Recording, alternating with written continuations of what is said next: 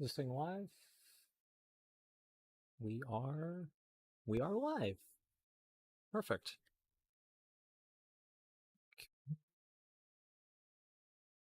I don't.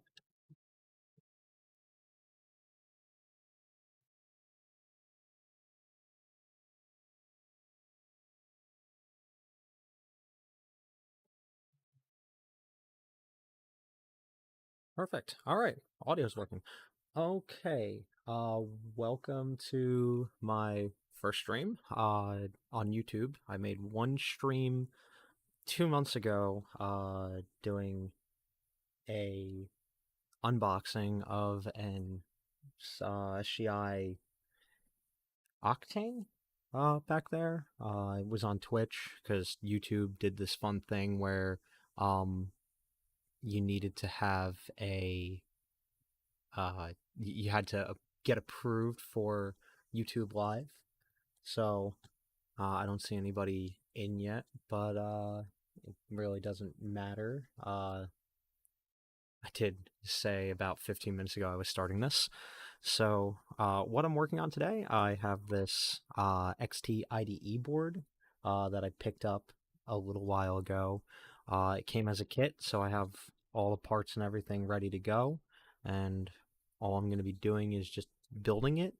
I have set up on my desk in I have a top-down camera right here. I have my webcam right over there. I have my main desktop in the corner and a MacBook over here that's running the chat so that I can always see it. I'm hoping that this can become a bit of something. So without further ado, I'm going to test the iron. We're hot, and we're just going to go right into it. Okay. So, I'm a little unconventional in this regard.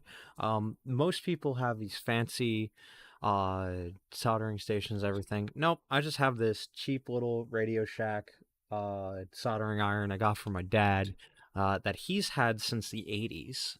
So, what we're going to do first is we're going to do the chips. So, I'm going to layer the board so that as I'm working on it, I don't do the tallest thing first, like this header, and then the board just flops around. So I'm gonna get around, gonna populate all the chips first.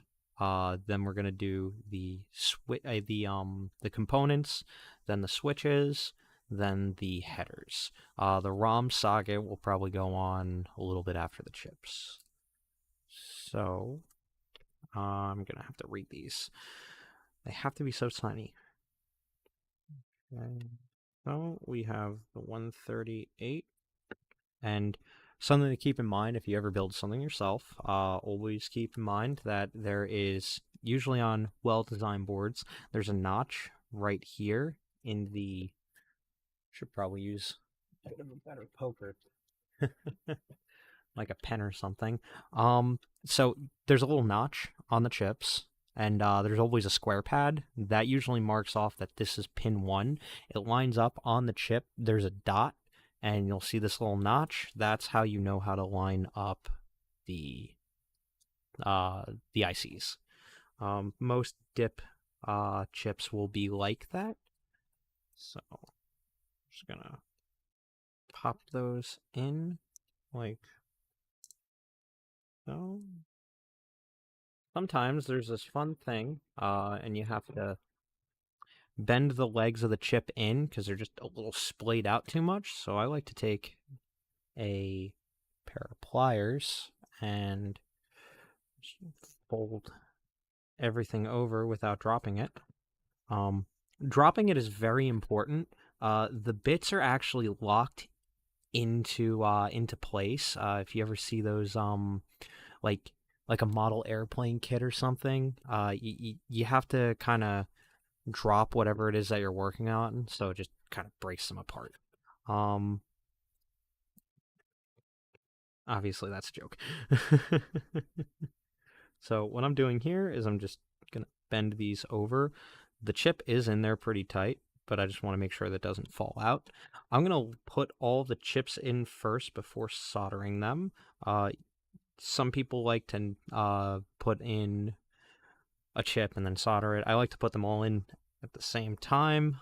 It's a personal preference. There's not really much of a problem with it, unless some chips are taller than others, in which case it can be a bit of a hassle. So that's LSO4. So that's going to go in like that. And something to keep in mind is always look at it and make sure that when it was designed, all of these chips face the same direction. There should also be. I don't have a manual put up right now, so theoretically there could be a change in the design in which something was put in backwards, but the gentleman who makes this glitch, John, I think his name is, he designs things very well, so I am sure that this is fine. LS32. And what I'm planning on putting this in, this is going to go into an IBM PS2 Model 30. That's the first thing I want to throw it in. I also have a whole box just down here next to me that is just full of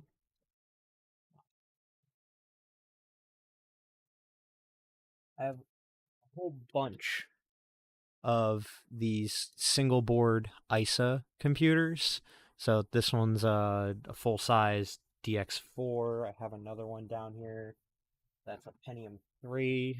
This one's a Cyrix MMX 586 or 686 board.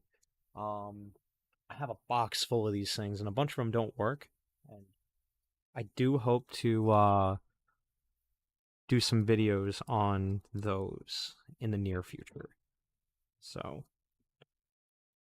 next we're gonna grab 74 LSO4, and I'm not sure if this is gonna be too in depth. Hoping at least one person shows up, but my first stream that I did on Twitch, I maybe had like 2 viewers pop in. It was also something that was very last minute. I need to learn the channels to get people to join in. I really don't want to. I'm in a Discord server, and I really don't want to just send messages in the Discord server saying, "Hey, come watch me." This is shameless self-promotion. That would be. I don't know. I would get annoyed if people were doing that. I ran the Discord, so I'm just gonna not. So we got those.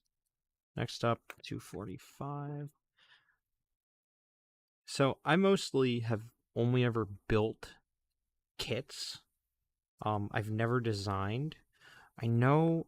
I think this one, the 138, is a bus driver chip. So what we could also do is you take the chip and you just kind of rock it like this onto itself. And there we go. So plus 245. I believe a 138, 74LS 138 is a bus driver chip. And we look where it goes actually. Goes into itself, and it's multi-layer, so I have no idea where it's actually going. That's no big deal. 573. I'm trying to make sure that I'm doing this in front of the camera. This is a very, very new concept for me. The only reason I'm live streaming, I would much rather work on the things, and I when I was in high school, my one of my closest friends, him and I had a YouTube channel, and I was the video editor because he was like, "Oh, you know computers? You want to video edit for me?" I was like, "Yeah, sure. That sounds like fun." And I learned from doing that I hate absolutely hate video editing. It's just I I don't want to complain about it. I don't want to say anything negative. Power to the people who do it, but it's not for everyone, and I really did not enjoy it. Which is funny because I have a whole bunch of friends that are really into it. It's like there's me, and it's like, nah, I don't I don't want to do that. That's not for me. Uh, uh oh, the pencil broke. Fun. I should probably not be folding the pins over with the pencil. Hmm. Oh well. What doesn't hurt you only makes you stronger. Um, 668. 668. What I really want to do right now, how I have this set up, um, I have this old-fashioned, it's a VZ1 HD. It's an old magnifier camera, and this thing is locked at 720 in at 25 frames a second. If I want to put it at 30, I'd have to set it down to 24 by 768, which looks like a potato because that's 480p. Close to it. At least it's kind of different because it's 4 by 3. Um, but it's essentially 720. Or I'm sorry, it's essentially 480p on that, and I was like, oh, okay, that doesn't look too bad. And I zoomed in a little bit on it. I was like, oh, okay, no, this is just this is awful. This is absolutely terrible. Um, why would anybody do that? Um, so, what I plan on doing eventually is hopefully having a bit better of a camera, bit better lighting because I just have a big lamp up here. Okay, I need another 768. 68. So, um, I was honestly inspired to do this a little by um, Steve Mac 84. Um, I know him from just volunteering around the Vintage Computer Federation. Uh, I think he's a pretty not a close friend of mine, but he's a good friend of mine, and he I just started watching his streams, and I was like, I could probably do that. And then I was like, okay, what if I actually do it? And then at VCF East, I was one of the volunteers there. If you went, I was the guy screaming in the suit down the hallway in front of consignment. Um, yeah. Sorry if I blew out your eardrums doing that. Um, but it was a little necessary. Uh, but yeah, it was. I ended up meeting Soggy Electric there, and he is one of the coolest guys I've ever met. Um, I have some hidden footage of him in our warehouse, looking at all the stuff that we have there, and he was he was fairly excited because we have some mini computers dating back to the early 60s. There's a lot of big iron back there. We're gonna start soldering this now, by the way. So, yeah. So I got to meet Dave Lovett, um, and I also met Adrian Black. I didn't get to talk to him as much. I wish I did, because he was a very interesting guy. I've been watching his channel for God, like 3 years now, on off. So it was very nice getting to meet him. We ended up going out to dinner because, again, I was staff for the event, so um, it was we all went out to dinner afterwards on Sunday, and I sat down with the guys who do the FujiNet, uh, Dave and Adrian. Um, Chris Follow was there. I think can't remember if Jerry Ellsworth and uh, Bill Hurd joined us that day. I think they were there on the Saturday, eating out. So it was a very good time. We got to my friend Thomas and I. We got to with Soggy Electric. We ended up going to System Source, the museum in Maryland that he did a video on, and he's now fixing their Bendix. All of that started because he wanted to fix our Bendix in our museum, and there's we just couldn't send it down to him.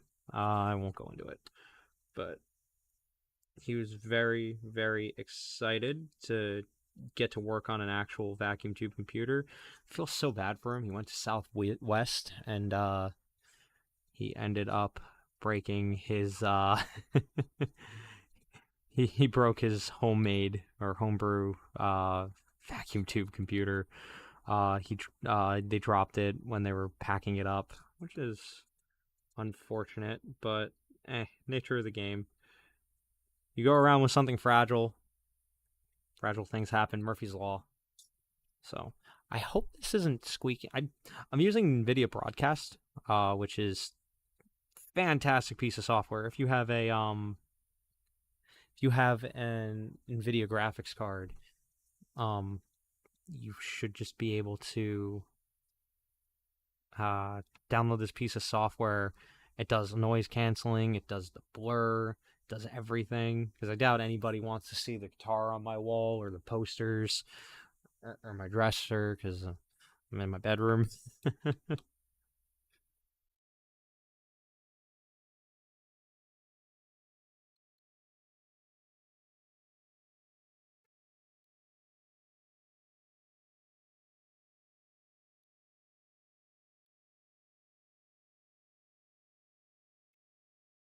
Yeah.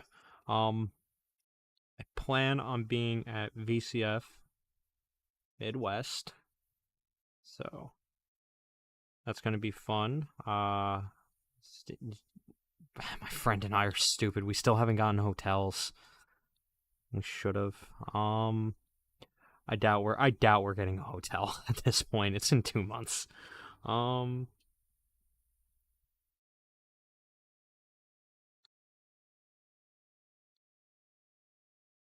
and I found out from our museum manager that since we're staff, we we we could have gotten the information on the hotel early, but we didn't. We were out of the loop on that one. So something really cool though. It's real easy to volunteer uh with the organization. So the Vintage Computer Federation. Some people only know of it as the festival. Some people only know of it as the forums. I sure only knew it as the forum for the longest time, and then I found out about the festival in 2020, yeah, in 2020. Um, I wish I knew about it sooner because I would have been going to there much sooner than I did. It's funny too. When I first started doing everything, I was a huge recluse. I was terrible. I had such major social anxiety. Couldn't talk to anybody. I was always nervous about going um to the repair workshops and everything. And then one day I just went like, okay, I'm just gonna go, and I happened to go on Festivus or the swap meet. No, the swap meet. Swap meet was first. So I went to the first swap meet in 2021. Um, had such a great time.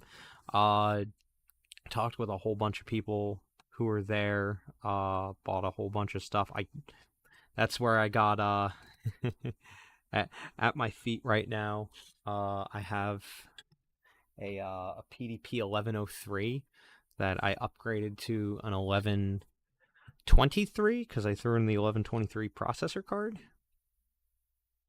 and that thing I need to work on again. It's been on the back burner. I have a blog post I think I was writing up about it, or I had already done so. I forgot which. But I got. I'll pull it out. It's right next to me. I got this thing here, which is a SCSI tape control card. But if you notice on here, I stuck a new gal on there and reprogrammed this gal and put on a different ROM. And hopefully this will act as a SCSI, excuse me, a SCSI drive controller, hard drive controller, instead of being a SCSI tape controller. So I changed the mode that it can run in, and then I plugged it in, and I may have, just may have, plugged in the cable backwards, since just because this is keyed doesn't mean the cable is keyed, and I burned out my SCSI to SD that I paid like $100 for because it was the V6 and it was new when I got it, and I haven't touched it since because it just kind of irritated me. But that's not what we're working on right now. I'm just gonna lean in a little to look at these. I am a nutcase, so I have eye loops here, because I have done pocket watch repair. So I can take this little loop, bring this right. I just hit the microphone. I'm sorry about that. I'm a mess. Drop the loop. All right, stick it back in my eye. I can bring this real close to my face, and I can look right at everything. Make sure nothing's cold. It's good. And then put those back. Stick those right there, and we're good to keep going. I have an itch on my nose. I should get tissues. Oh well.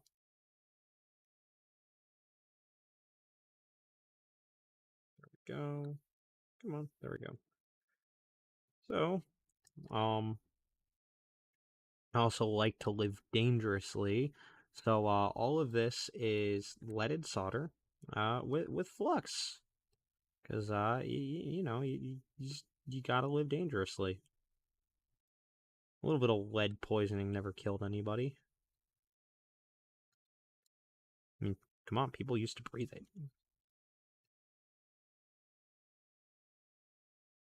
It's a joke. Just putting that out there. That is a joke. Ooh.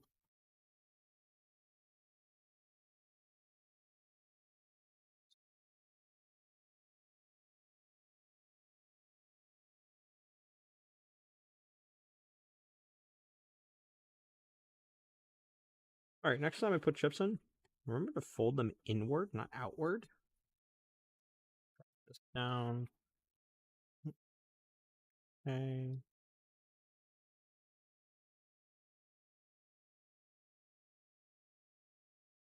Trying not to dwell on each of the pins too long. The soldering is a skill. It's an art. It's not just, tapping hot metal against stuff. I mean, it kind of is just tapping hot metal stuff against stuff. There's a certain amount of pressure you need to put. There's a certain amount of solder you have to be aware of. You can't dwell on it for too long, because if you do, you can burn the board, you can burn the chips. I personally have not done that yet, but you can always do it another time. I'm just gonna pull this guy over just because he's way too close to the other pad.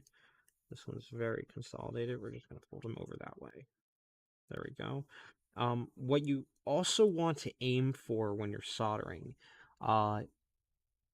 ideally, you want to make sure that the solder is coming up through the through hole into the pins up here. That way you know for sure that you have a strong connection. You don't want these to have, like this one, it's not that bad, but you don't want to be able to, poke a hole through one side because it might not be adhering properly, and it's just, you don't want it to fail. It's called a cold joint when you fail with that. So,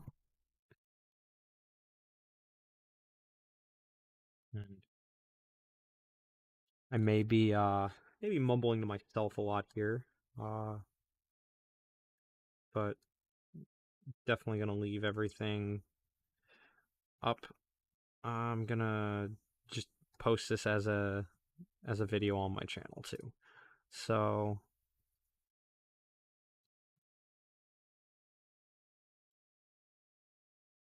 something that I really need to invest in is one of those little desk fans that just blows the smoke away from your face. Because breathing in solder fumes, so you're not going to get lead, because lead doesn't boil from a soldering iron. It just heats it up to almost its melting temperature. It still has a lot before it actually goes gaseous. But what you are doing, the flux is not good for you. This stuff, it's made with a bit of like a type of pine sap, but there's some type of VOC in it, I think, because it's literally burning off. It's like a rosin that has a chemical in it that burns off, and well, it cleans the metal for one. Oh, it's going cold.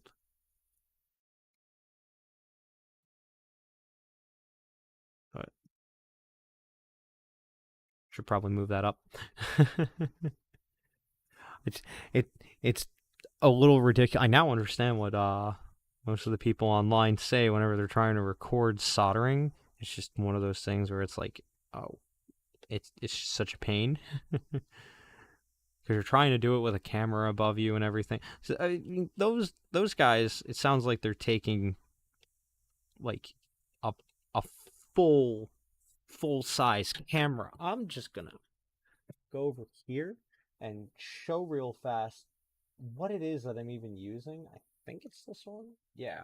So if we take this camera, this is camera reception here, but I have this camera mount right here.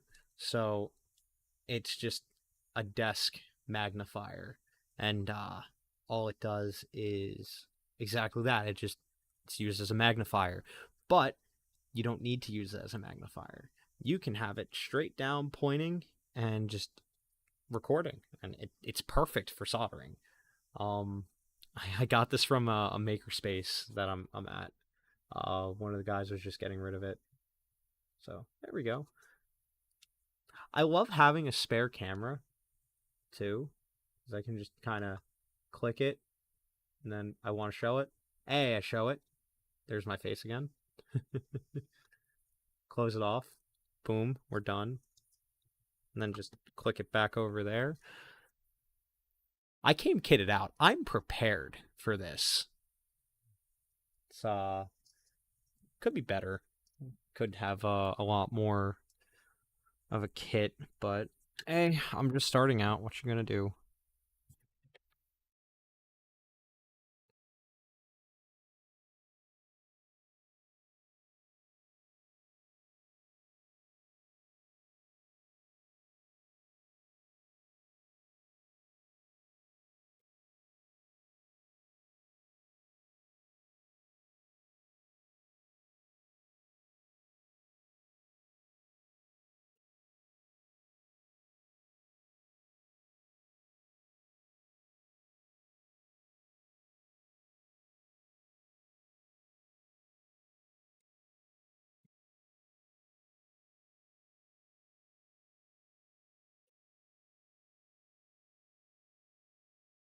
It's funny. I want to start doing this a lot earlier, but I had surgery on my back. It was nothing serious. But I ended up getting stitches and hunching over and working on things like this just did not feel right at all. It's kind of miserable. So, the first time in my life ever getting stitches. Can't say I recommend doing that. It was not that fun of a time.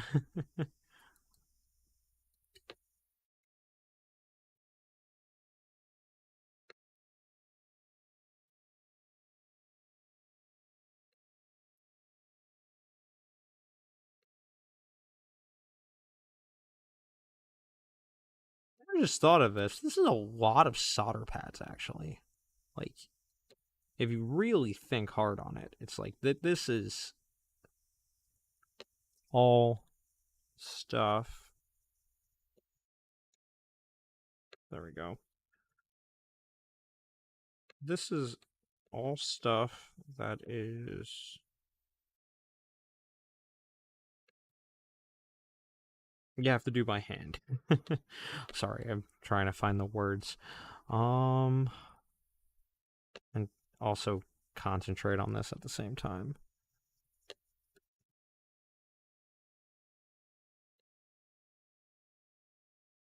I wonder if I had anybody pop in. No, I didn't.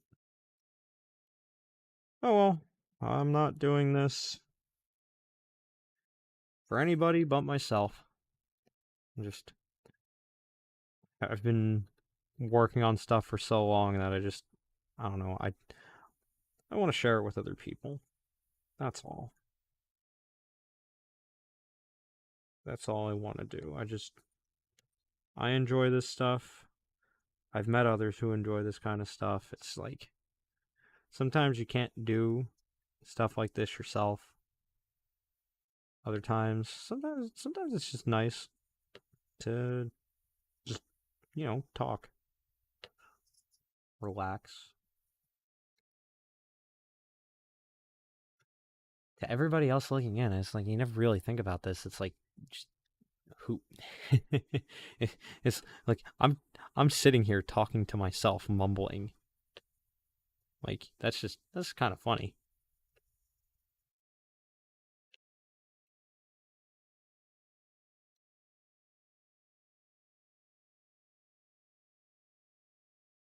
All right, I want to check some of these.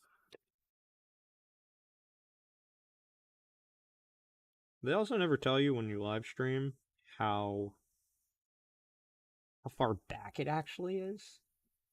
Like I'm monitoring my stream as it's happening, just on another computer that I have over here, and it's like just it's interesting just seeing it just go, and it's like that was me 30 seconds ago. Um uh, so what I like to do, if I see a cold one, I'll tap it with a paint pen or a marker just so it's like, oh, okay. That's one. That way I know exactly where it is if I look away, and I can just burn that off, put more solder on, and then there we go, we're good. And this is actually a really cool setup that I have over here. This is something that I did ages ago. I'm gonna open up the second camera just to show it. I'm rather proud of this setup. It's simple, but I'm rather proud of it. So I have uh wall mounted my soldering iron. So I can just kind of have this here. There's the stream running on a wall mounted MacBook. Um, but I wall mounted my soldering iron. I have my little tray down here for cleaning the solder, and I took hooks and put my solder roll up so I can keep feeding it just like this and it's always out of the way. It's not on my table. It's never going to pull off of here, and if I ever need to change it, I can literally just unhook this wire, and there we go. That these two eye hooks, perfect. Perfect. I was originally going to stream with one of these up here, but that thing never worked right. I got that for free from I think it's a Panasonic Cube. It's like a GoPro clone that I got for free from, I think, when I opened my bank account when I was in high school. And it was just, I got that with the account because it was one of those weird promotions, like how in the 50s they used to, like, you open up a bank account, you get a toaster, that kind of thing. They apparently still run stuff like that occasionally, and at the time, they were giving away a GoPro clone. It's not a GoPro, but you can't stream anything from it. You can't do anything. It just records to an internal SD cam or SD card, and some models you can hook up as a camera, but most of them you can't.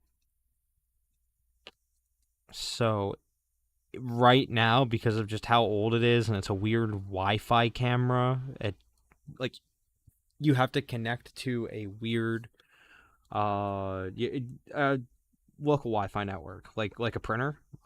It transmits its own Wi-Fi, and you connect to it, and then you have to use a certain app, which I don't think is updated for iOS anymore, because it's a 32-bit application, not a 64-bit application. So you try to run that, and it doesn't do anything. It's literally a paperweight. And it's like, I hate this era of technology for that, because it's like there's so many devices that came out between 2009 to 2017, 2018. They're still making ones that are DRM like that too, but like you can't use them, and they locked them down for security. So if you own them, it's like it doesn't run a standard firmware or anything. So it's a paperweight. That's what I have. I got a free paperweight from the bank. Because when I was a high schooler, I wasn't doing anything cool. I was a cringy little high schooler. The most that I did was like it's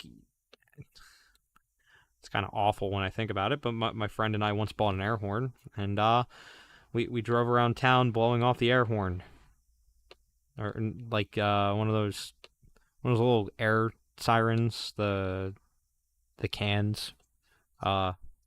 We were a nuisance because we were a bunch of dumb kids. Look back on that now, and I think to myself, like, wow, I was a freaking idiot doing something like that. Like, that was just me being an ass. I don't do stuff like that anymore, though, but yeah, it was, when we were kids, we thought it was funny. 16, 17, but not anymore. Kind of weird saying I'm an adult, I can't do stuff like that anymore. But yeah, I'm an adult, I can't do stuff like that anymore. I go, there it is.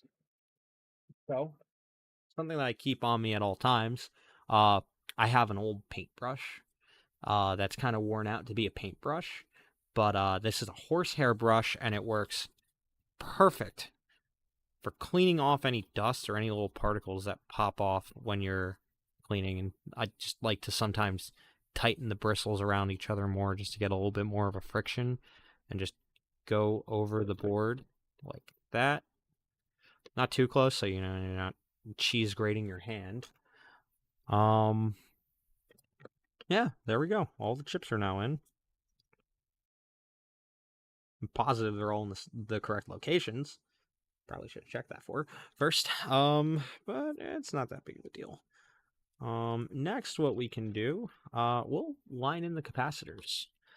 So, what time is it? It is 3:40. Okay. So, hard cut, I have to leave at 5. I'm going out to dinner with some friends, so I'm positive I'll get this done before then. 6.3 volt, 100 microfarad. Wow.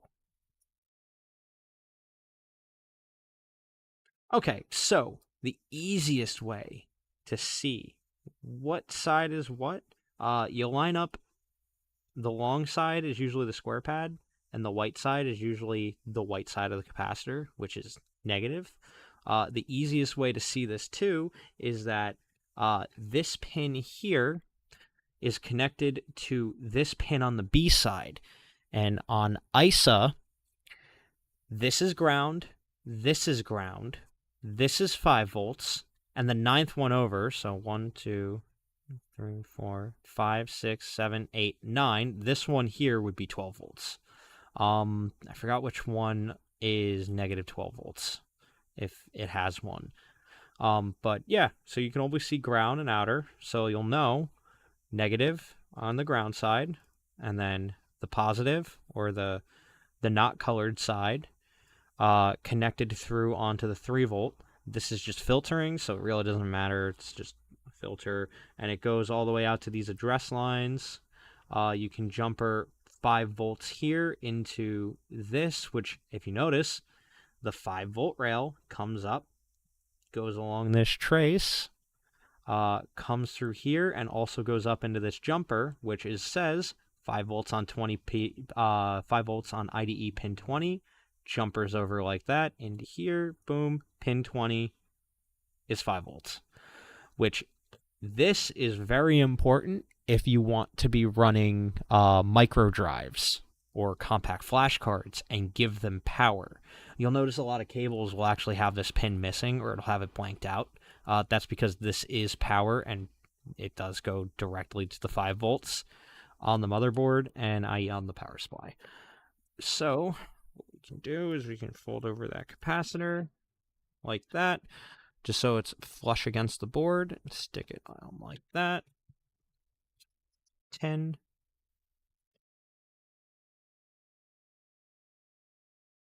Get that guy on. There we go. I love that mount. There we go, and we can just take this, cut, and cut, and we're essentially just flushing that out against everything. So we end up with that going up, boom. First capacitor done. The rest of these are, usually they're like 1 microfarad, 0.01 microfarad, I think. Probably 0.01. I cannot see that tiny. These things are real tiny. So we're going to take the loop. Where did I put that? There it is. We'll do the 3.5. 104. Yep, that is point. That should be 0.1 microfarad, or 0.001 microfarad. So 10 nanofarad. Math was never my strong suit, I'll be honest. That is why I became an IT guy and not a electrical engineer. I'm a little bad at math. I need a calculator. I can't do a lot of stuff in my head. Honestly, it's mostly just because I don't practice it. I find math kind of boring. It was not my favorite subject in school. And again, that's why I'm not an engineer. Learned that one real fast. I took calculus in college, and I did not like it. I mean, on top of that, I was also working a full-time job at a grocery store. I didn't drive yet at that time. I was working at a grocery store to pay my way for rides on Uber to my local community college so that I could get to school to go for... long story short, I didn't get any of my homework done. I never did any of my assignments, and I ended up failing my class. That was I wish I did a little better, and I wish I had a little more discipline in that. But I was also a freshman in college, so I think it's a little forgiven now. It was like 6 years ago. Oh god, that was 6 years ago. Sometimes it takes you saying that stuff for you to realize.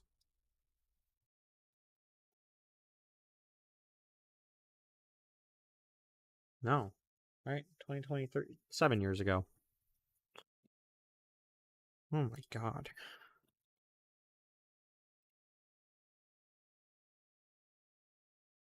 I need a bit of silence for a moment.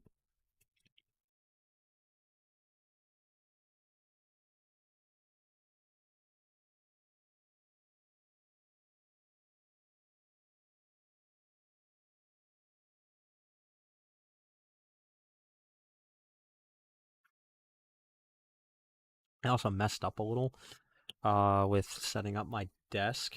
Um, I have a Sunblade 1500 that's directly between my legs, a toolbox on the right, and a Dell Power Edge tower server just sitting here too.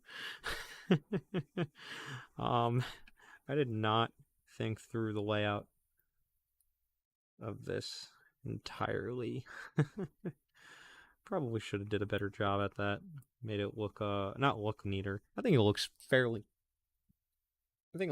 neat right now. Just needs to be a little better. So we got this guy. There we go. Bring this down like so.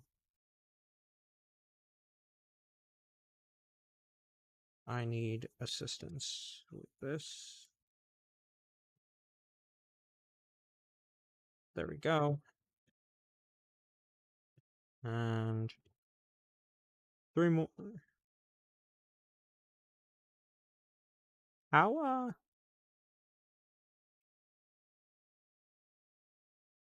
how are there four more that can fit, but three more in my hand? Oh, there's a fourth one. It's down there. I gotta say, that's weird. So we're gonna hold these guys in place, bend all those guys together, and there's one more. I once held one of these with pliers like this to bend the leads, and I blew up the piece of epoxy or ceramic or whatever it is. Um, yeah, that was that was a good one. That was a good day. Um, definitely. I have stacks of these things. I have a whole bag of them behind me. Because I work on stuff like this so often that I just bought 100 of them. Because you never know when you need a .001 capacitor. These things are rated, I think, to like 250 volts. They're insane for their size. You look at these things and you're like, oh wow, that can handle what? Like modern components are insane. I, I have a 1950s television sitting right behind me. Over here, it's a 1954 Emerson. Um, I'll uh, I'll put it in my.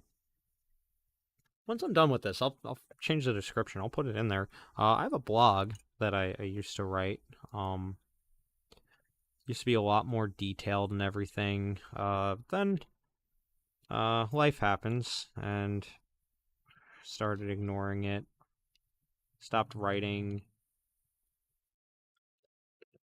I had a job.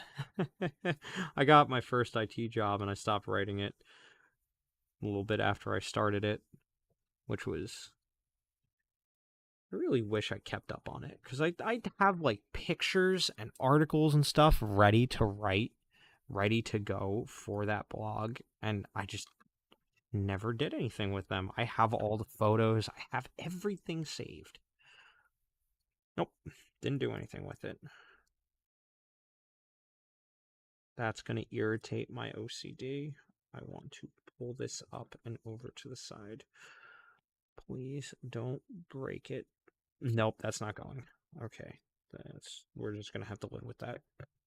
Yeah, that leg would have broke. Okay.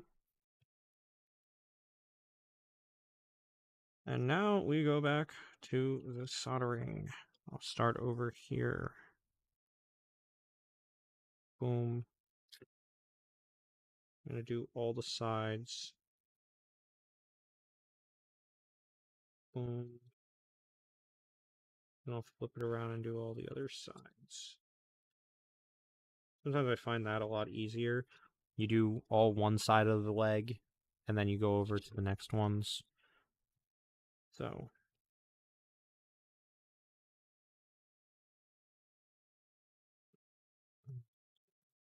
Didn't like that. So the downside of doing this with this soldering iron is sometimes the tip is just way too big, and I know I can get a new tip. I know I can buy them, but I don't want to change my iron every time. I want to do stuff. What I really need to get at an interview with a company fixing LED signboards, and they have a fancy Heiko station there that I honestly really liked. They let me solder for my interview. Like I just started working. I only did a couple things while I was working there, but they kind of were like, yeah, you seem to know what you're doing here. Do this, show us your work. And I was like, oh, okay, that we're just jumping right into this. And one of my friends works at the company. I made the joke to him. I was like, oh, free labor. So, which, there we go. Go. Go.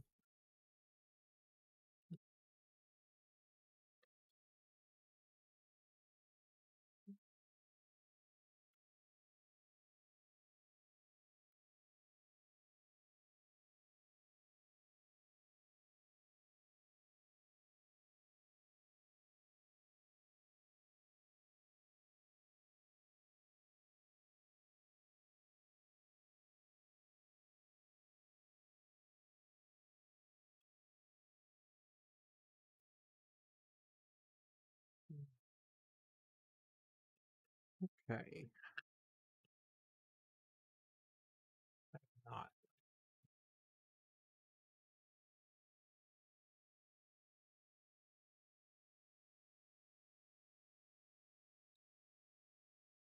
Come on.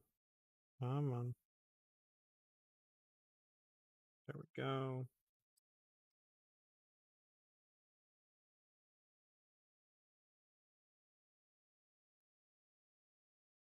My God, I don't know how Steve does this. I've been talking so long, I have a headache. I gave myself a headache. Man, I sure hope nobody else has a headache just for me speaking.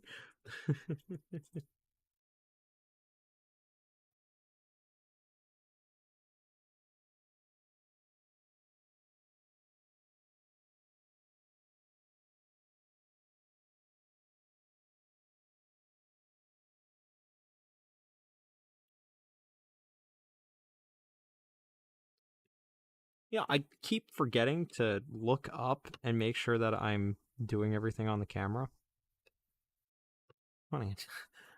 Every single YouTuber I watch that has that does videos where they solder, a lot of them skip the soldering part, and it's like, oh yeah, this is boring. None of the viewers want to watch it. And then you look at the live streamers, and it's like, yeah, they just all do it because that's literally their content. like like Steve, Mac84, whenever he live streams, this is his content. That he is soldering, And it's like there's a weird thing of people who are like, oh yeah, I want to watch the 20-minute video of talking about the device, and then there's me, one of the people who are like, no, I'll just vibe for a few hours listening to somebody talk about how they're doing. Are these the same? Please tell me these are the same. Are they the same? They are exactly the same. Oh yeah. Okay, so very important. This is a resistor pack. There are nine, I think nine, 8 or 9. How many pins? One, two, three, 4, 5, 6, 7, 8, 9, 10. There's 9 resistors inside of this thing. Usually this dotted one at the top, there's a little tiny dot right up on there. That is 1. And you take that and you put that into the square pad on the board, and that is where you put your pin 1. Your pin 1 is typically ground or the common lead. I shouldn't say ground because you could have a resistor network that isn't grounded at the end. So that's your common lead.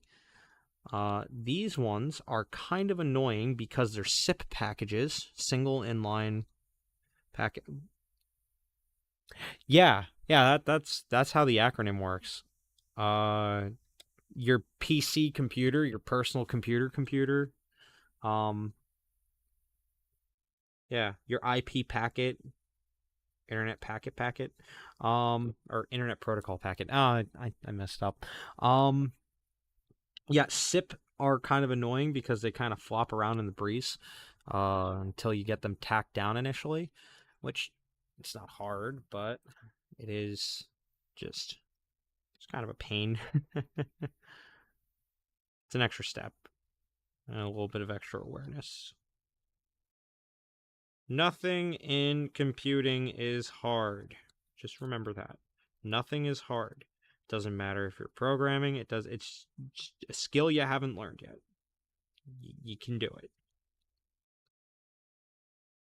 Unless you can't. In which case, I don't know what to tell you. Maybe it's hard for you.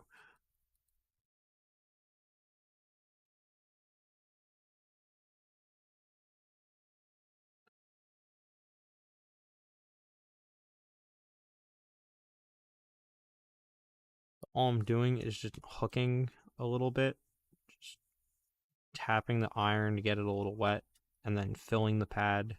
Because you want to make sure your iron is wet. Um, if not, it might not transfer the heat into the joint all that well. But see, we got through that. Now we have our SIP resistor pack in there. I'm going to take the other resistor pack, and these ones I'm doing one by one. Again, personal preference. SIP packages I tend to do one by one. Just don't know why. Always did it like that. So we're going to take that, and we're just gonna fold over the leg that way. And if you notice, I'm folding them over in opposite directions. So what you're essentially doing is you're clamping down the package to the board. Did What was that noise?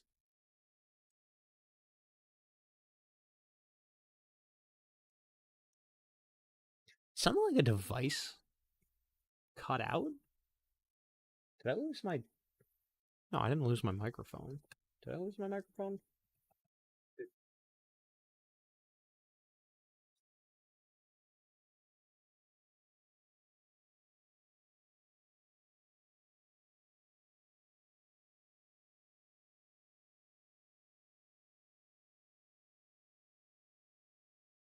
No, I didn't lose my mic. That's why you always watch your own stream while you're doing it. I have it right up here. I can listen to it as it's going. I'm not, but I can. I don't know why I have the headphones on. I'm not using them. I'm not listening to anything. I'm just talking to myself. What time is it?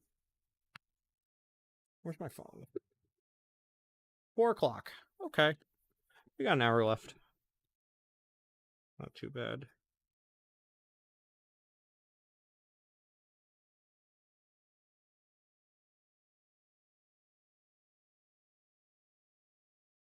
That's cold.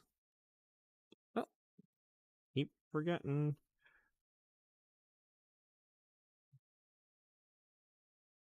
Oh, you know what? I know the easiest way to do this.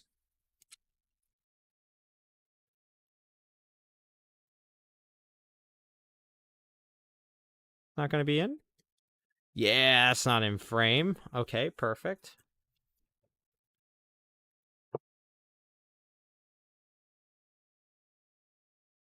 Okay. There we go. Perfect. Now, what I'm doing right now is marking the borders.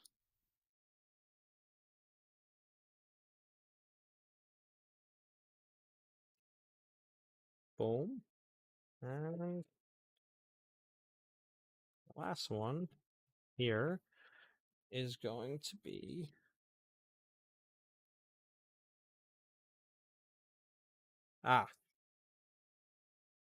just at the screwdriver.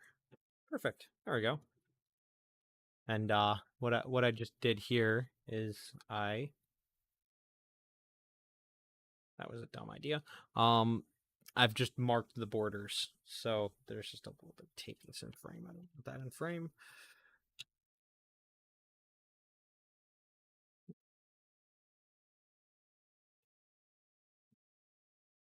Still in frame. Still in frame. I should probably have waited to do this, but hey, that's why it's live, off the cut. There we go. Now, if every time I look down, I'll just immediately see, oh, this is out of frame. Boom. I'm smart. I got this. I know things.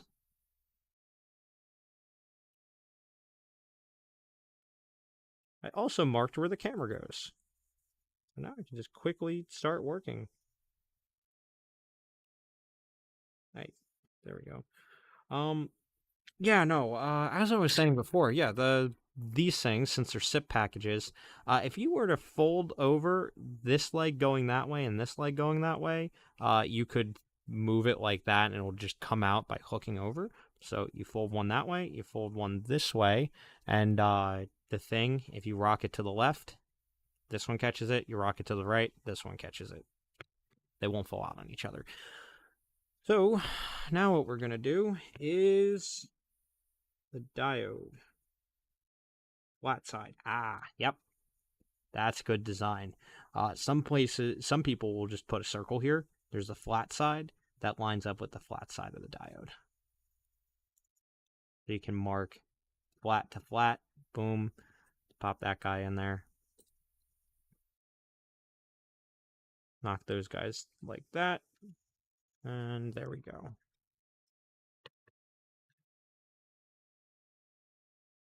Now, that.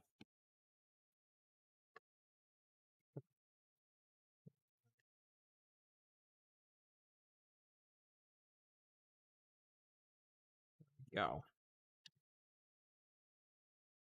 Ooh. Now, if I did this every single day, I knew people who keep the little legs so that they can make little bridge wires and stuff. Actually,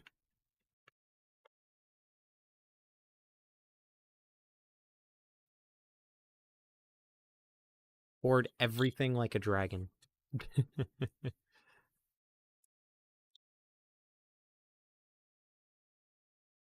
Now I can make cheap jumpers.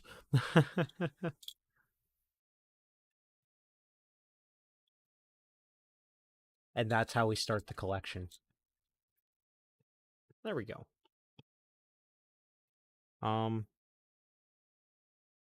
Yeah, as I was saying, the people keep those.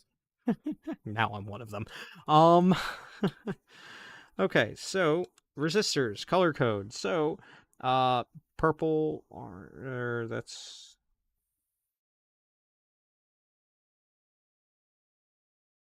Brown, orange.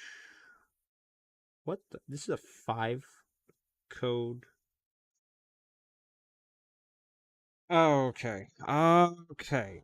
So that's how you read it. So it is a 10K ohm. So it's 100 3.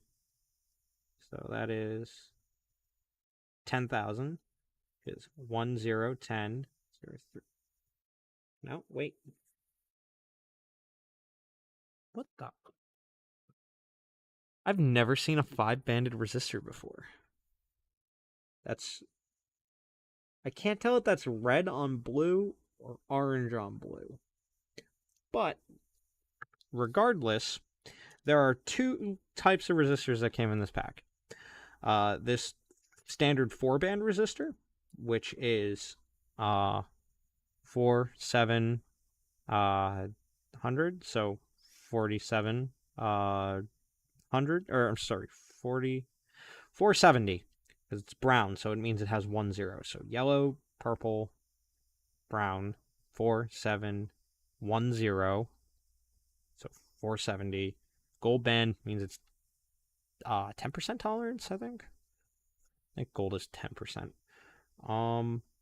So we have these guys, and I'm rather OCD when it comes to resistors. I like them all facing the same direction. So we're just going to take that. The board is going to sit like this. This is, yeah, because the holes are here, so the holes are the back of the computer. So I'm going to face this so that this is in line with the chips. So the top of the chip, the top of the resistor is where you read from. There we go. If you notice I didn't do it with the capacitors, that's because I literally cannot see the writing on them without a magnifier of some sort. Anybody who can read the font on those is, please just teach me. I don't think it's a teachable thing, but please teach me. Okay. Why is there two of these? Ah, there it goes. All right, so yellow band is going to go facing towards the top. So, because you read it from the top, you read these from the top. So, again, that is a personal preference. That is not a book written thing, but if you're doing design, you want it to all face the same way. You want it to look nice. 470, 470, and then these two, I guess they're 10K. I've never seen a 5-banded resistor before.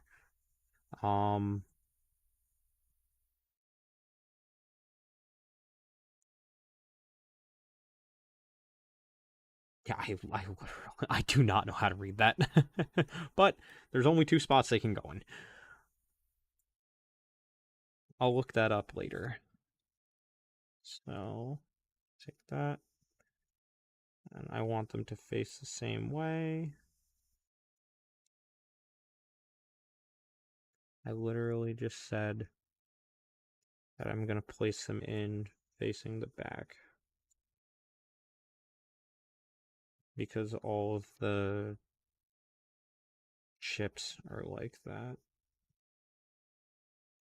So, where's that in? If you're looking at it from this angle, yeah, it's technically upside down. I've already broke my OCD. Who cares? It's not really OCD then, is it? It's just a compulsion. I'm not obsessing over it. Hey, come on. And here. There we go. This guy.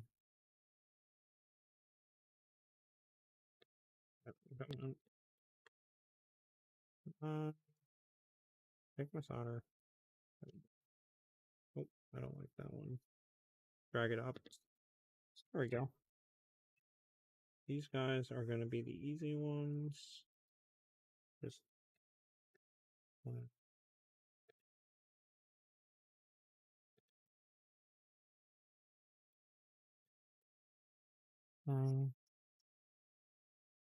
I need this straight, and I need more solder.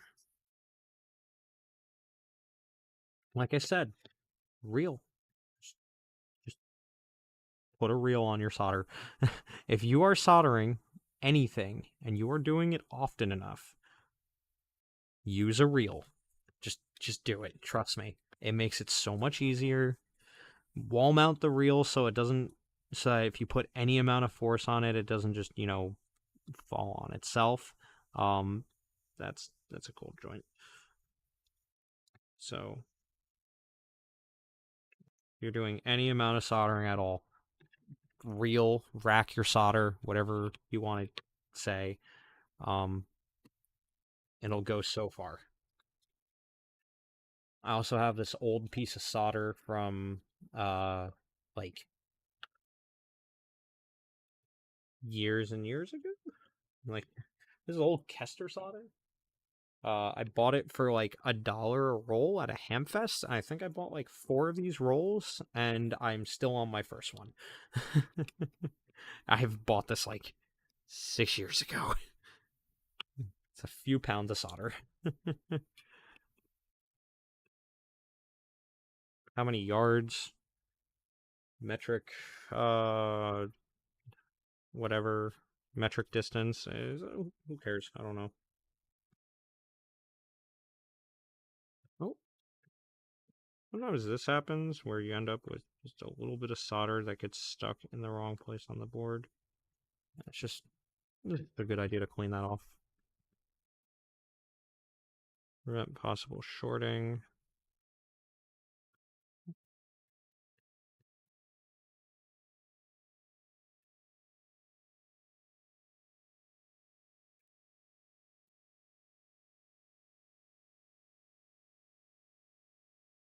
Coming out pretty nice, if I do say so myself. All right. Next up is going to be the ROM socket. So the ROM socket has another notch up at the top. So we have this little notch. We line up the notch. All of them have been facing up so far. So we face that up. Bend in. This one's a wider socket, so I like to bend in 4 corners instead of bending in just 2. Sometimes I do the center just quickly over like that. There you go. So this is like a 20 pin dip chip, 30 pin, whatever it is.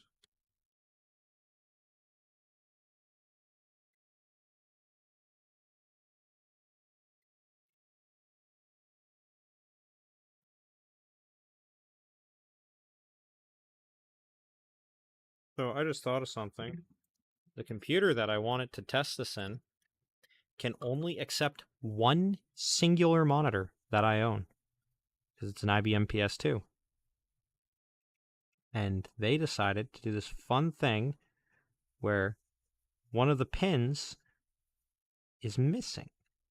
So instead of, what any sane company would do for, compatibility or anything, IBM, in their infinite wisdom, capped off the pin on the computer. So this PS2 Model 30 needs to have, I think, pin 7 or pin 8, which most on most VGA inputs, this pin isn't used. Usually it's like a custom sync pin, or it's just not used. I forgot what the standard is. That pin is just it's missing. It's filled in. I would have to either drill out the hole in the socket, which I really don't want to do, or pull the pin out on one of my cables, which I really don't want to do. So I have one monitor that it works with.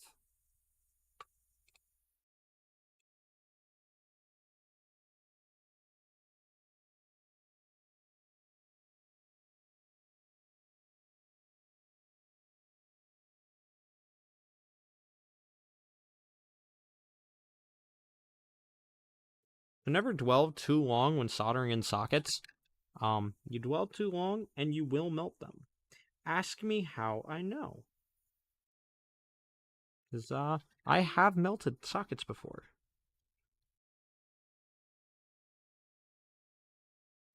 Sometimes the tabs that you fold over just end up a little cold. Because you can't really heat up both sides of the surface. There we go, that's good. So, now what we would do is we would plug in this RAM chip, or ROM chip, but I'm not going to do that right now. I don't want to. So we're going to face the switch. It really doesn't matter which way you face it. So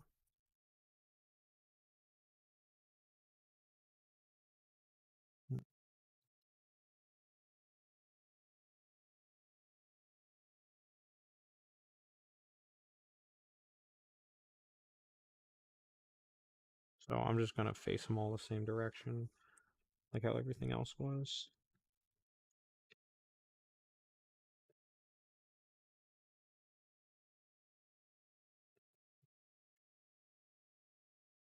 It's a miracle at all that robots are able to place these in without bending all the pins over, because I have no idea how they do it. Actually, I can just ascertain from just thinking on it.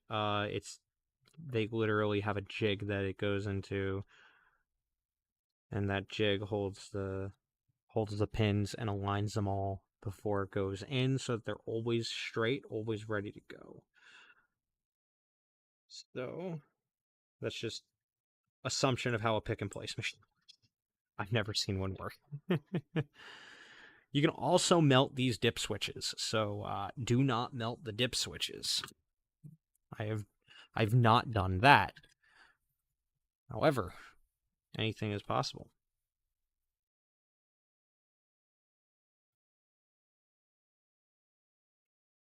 Honestly, I think I'd melt through the pads on the board before I'd melt the plastic on the dip switch, just because of the sheer amount of heat that you'd be having to put into it for it to go all the way up and through.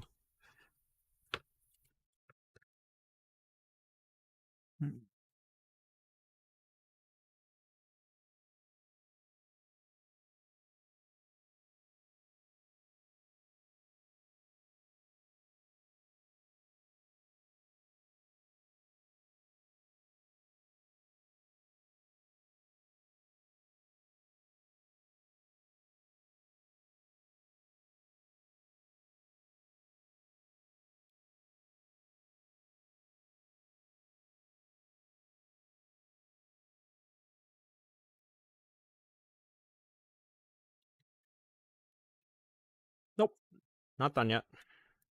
Still have more.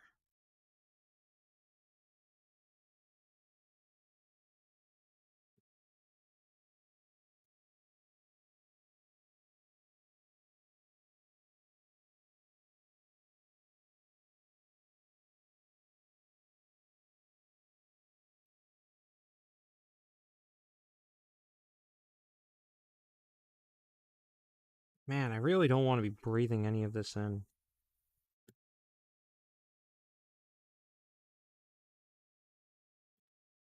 We're going to put this over like that. There we go. Straighten this. Yes, I do use leaded solder, so I will be washing my hands after this.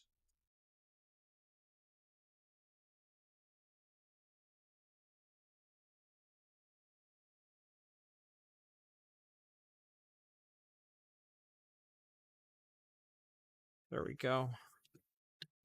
This is almost done. This is coming out really nice. I'm proud. Alright, so one of the reasons why I saved the headers for last, just because they're so tall, things will fall out. The strategy on this is you take a bit of masking tape, pull the masking tape over, then you just stick it on like that to hold the socket.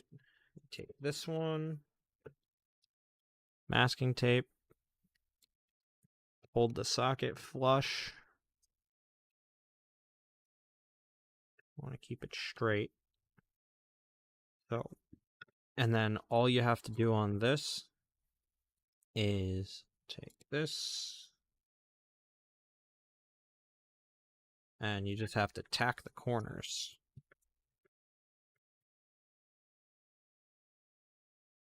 So we tap this, tack the corner on, tack the corner on, tack the corner on. So now that's going to stay in place. We do the same over here. Tack the corner, tack the corner, tack the corner, and now that's mostly in place. I think at the top actually. That went cold.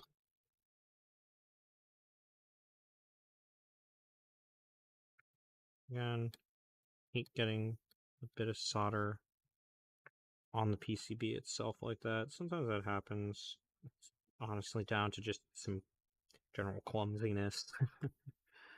So the easiest way to tack down these headers is to do all one side and then flip the board around so you can tap the others.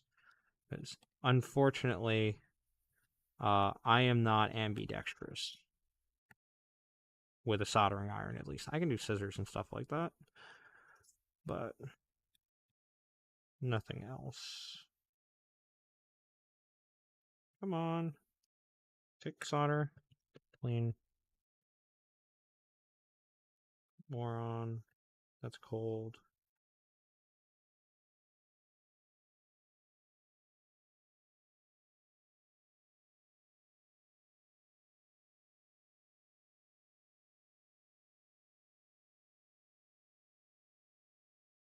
I just need to breathe a second. Should not have dwelled the iron on there while doing that, but what you gonna do? Nothing. You're in a computer. I'm not. Or technically, I'm in the computer. You're. Sorry, I just got a little existential there. Ah. Oh, nice. This is gonna look ugly.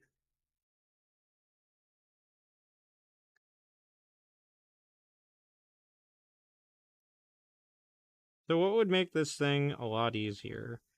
Hot air. That would make this easier for sure. Using hot air.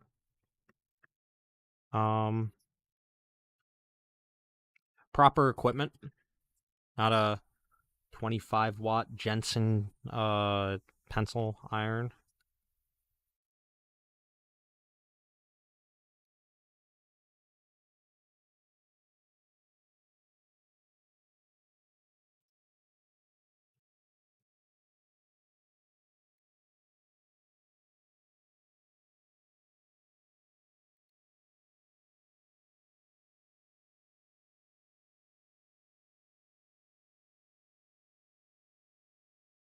I'm gonna have a headache after this.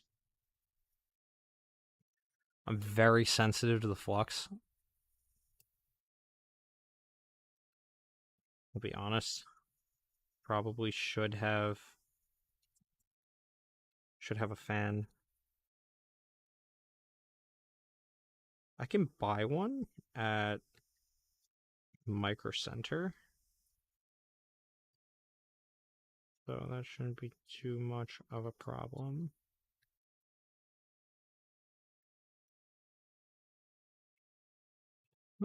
Flip you up. I have an itch. There we go.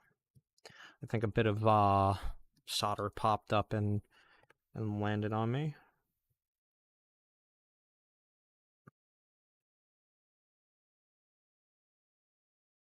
Really cannot see well. I'm doing it with the camera.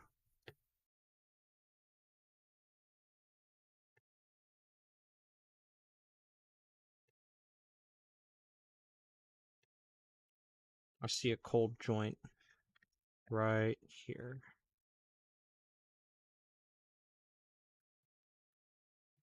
I say I can't see it well as I fix a cold joint. Okay, look at it under the loop.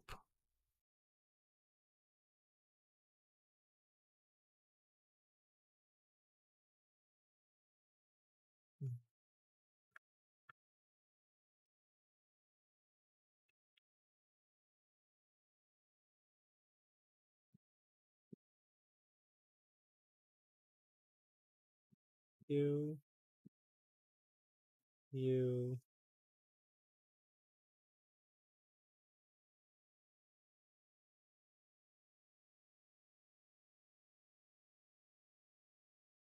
Everyone's fine.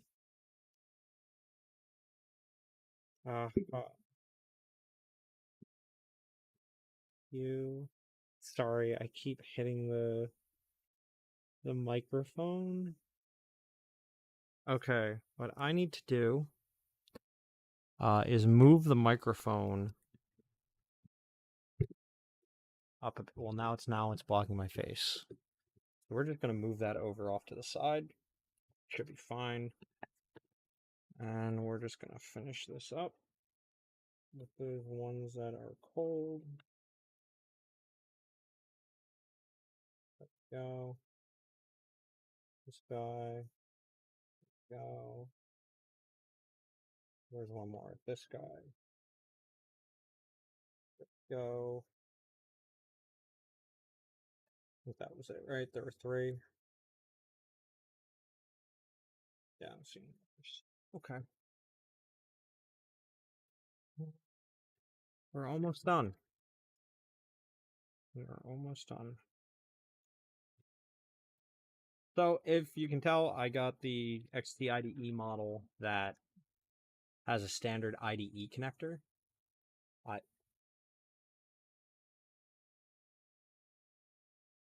Is it focusing? Oh, when I put my head down, does it blur out because it doesn't see my face? Has it been like that the entire time? Huh.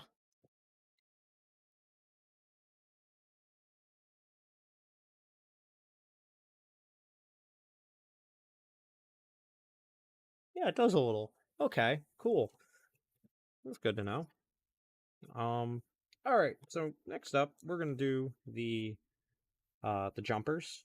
So what we can do with these is I know I need two.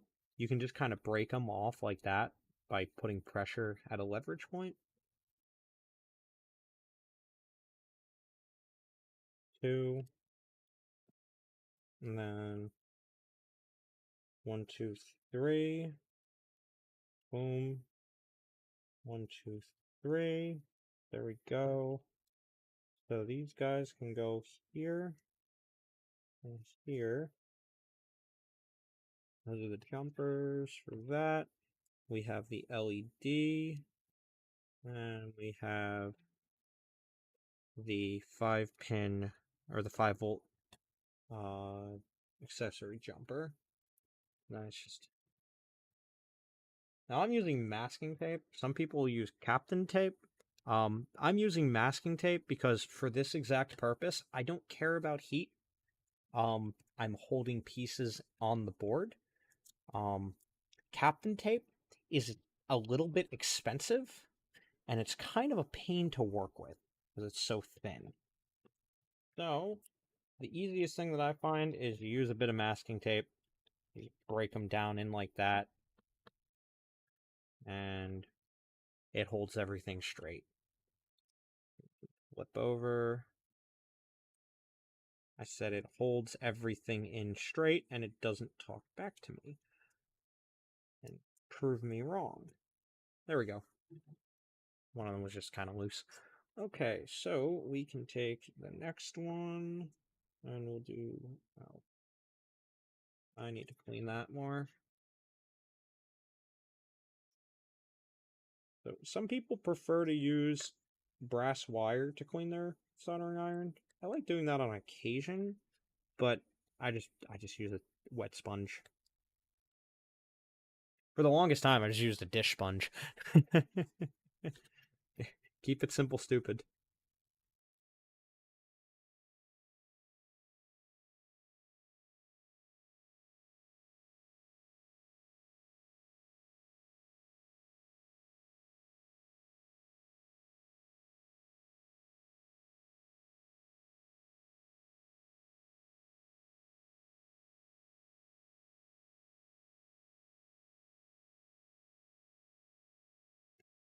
So this final thing here is if I want to stick an LED on the front case. So instead of running it to the motherboard, some have a motherboard drive indicator. Older devices didn't. So you'd have to do it like that manually and put it directly to the drive controller, especially on 8-bit devices. But we pull off the rest of the tape and all we got to do is take the ROM chip. It should already be programmed. Fold it in. I hope to God it's programmed. I have an EEPROM programmer, but I don't know where it is. I also have a stack of Arduinos next to me, so I could program it with that, Ben Eater style. But I really, really, really don't want to. Okay, so what we can do here, we set compatibility mode, we set off, and we do interrupt 5. Sound card, I think, is going to be on interrupt 7. Delivered. Oh, nice. Okay, so I bought a 1970? 1980, a 1980 Puck moped. It's a Newport. What is it? Puck 1980 Puck Newport 2. It has a ZA50 motor. The ZA50 is this fun little thing. It will drawing a blank. It's a 2-speed motor. It's 50cc, 2-speed, automatic, and it does this fun thing where it has dampeners inside of the second gear. The second gear sits on it around, and there's these little teeth that lock in between those teeth are round dampener pucks, and as the thing spins from the motor, once it hits second gear, it locks those pucks so it can spin around, and that they like to explode, just from age. So I am replacing those. I get the moped tomorrow, but I have the pucks in and the engine gasket, so that's good. I have to bring my caliper downstairs and measure it. If you don't get the lashing right on it, it will on the case itself and the gasket. It can actually destroy the motor. I have not done that. This is my first moped. I also have a 19. God, what is it? A 1961 Honda Dream, CA77, showing up at my house later. So, all right. Well, there we have it. This is now built. So, now what we can do is set the I/O, correct the interrupt. I'm going to leave it in compatibility mode. I'm going to quickly step away, or not step away. I'm just going to look up what the pin on this thing is. So it should be glitchworks.com/XT-IDE. There we go. This is the Rev 4. This is indeed the Rev 4. Okay.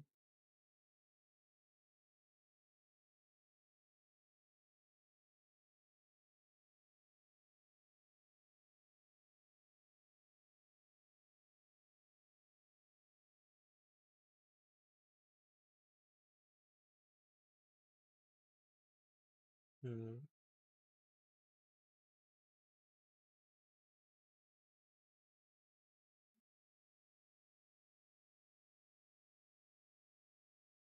Hmm. Okay, where's the...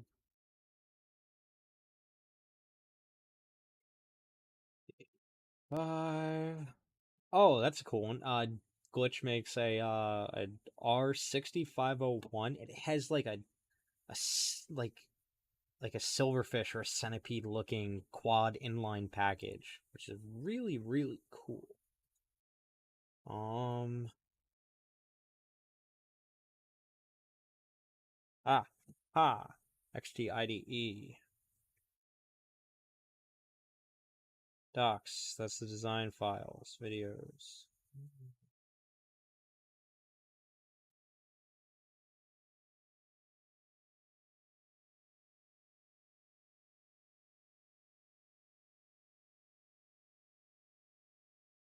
Okay, where's the GitHub then?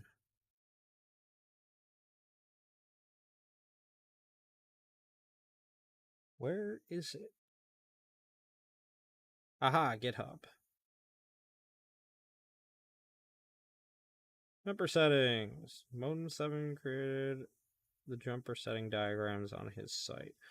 Okay, sure. I'll just go to another one and... Oh, is this minus 0 degrees? Oh, it is. Nice.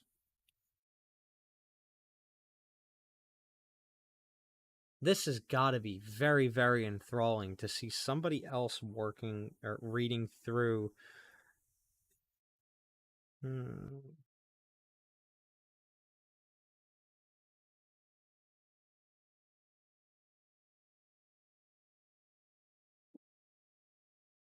Jumper settings. Diagram for IDE functionality is here. Okay. Compatibility mode. Ooh, compatibility mode. They both have to be on like that. Okay. Good catch. If a jumper is placed in slot 4, it will distribute 5 volts. It is described here. The default setting of this switch is 1, 1, 1, 1, 0, 0, 0, 0. Okay, perfect. That puts that 300 hex.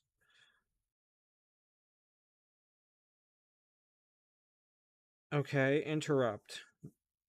No, presently supported by the XT-IDE BIOS, no point in setting. Okay, so we're gonna pop that over there. Okay. What does the ROM option do?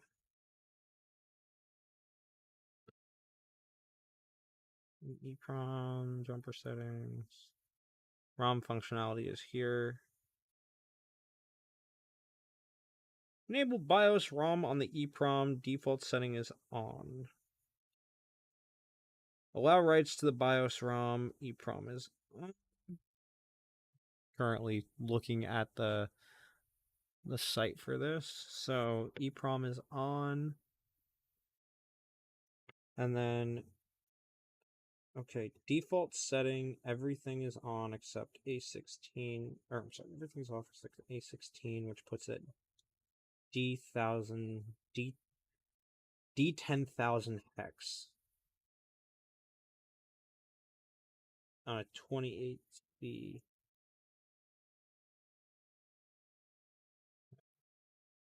So that puts it to there. BIOS ROM type, 8K.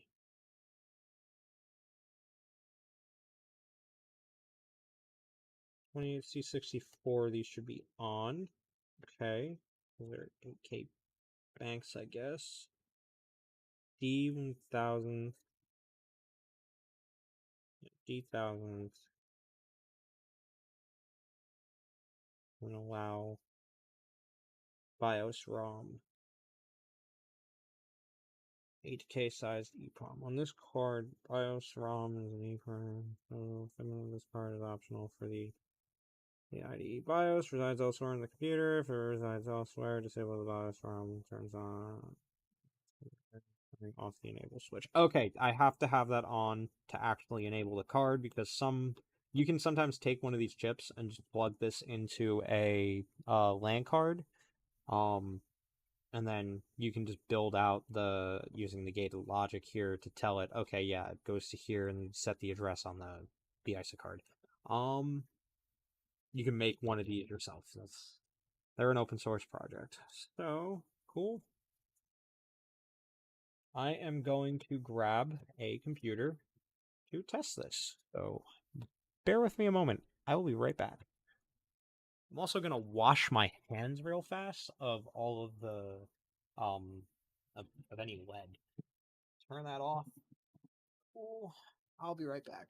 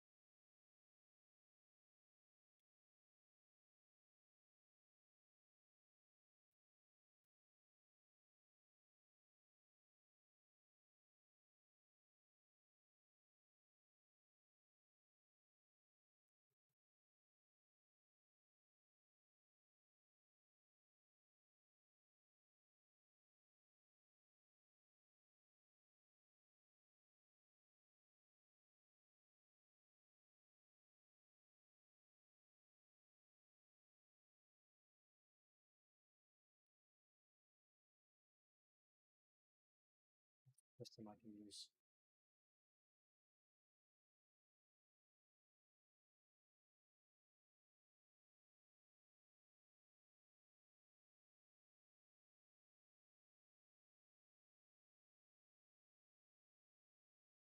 All right, I'm gonna swap this down real fast.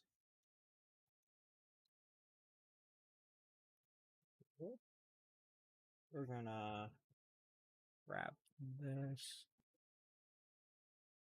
I'm gonna switch